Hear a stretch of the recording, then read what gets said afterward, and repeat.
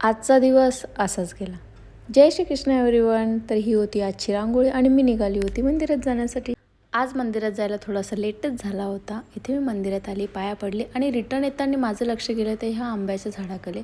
कसला बहरला यार, कसला सुंदर वाटत होता तो. आल्यानंतर मी लाडू खाल्ला आणि खूप भूक लागली होती मला, म्हणून इकडे कोथिंबीर आणि मेथी विकायला भाई जाम जोरात भोंगा लावलेला यांनी.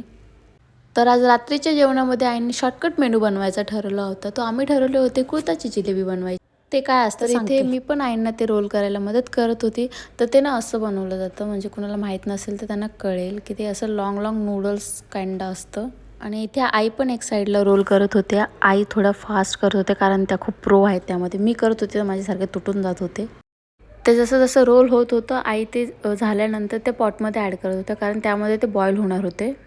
आता त्याचंच थोडंसं पीठ उरलेलं तर उरवावं लागतं. ते उरवून त्याला मग नंतर असं पातळ करून घ्यायचं पाणी टाकून, आणि ते जे मिश्रण आहे ते त्या पॉटमध्ये ॲड करायचं जेणेकरून ते थिक होईल. ते मिश्रण आईने त्यामध्ये ॲड केलं आणि ते एक साईडला ठेवून दिले. तोपर्यंत लागलेच मी इकडे चपाती रेडी केली होती आणि म्हटलं आज तुम्हाला दाखवावं की मी कशी चपाती बनवते. तर मी अशी चपाती बनवते आणि मोठ्या बनवतो कारण मोठाच खातात घरामध्ये, आणि छोट्या बनवायला बाई इतना टाईम नाही आहे मेरे पास. माझ्या चपात्या तर इकडे बनवून रेडी झाल्या होत्या. आई इथे तयारी करत होते ऑमलेट बनवण्याची. तर इथे आई फोडणी रेडी करत आहेत कुळथाच्या जिलेबीमध्ये ॲड करायला.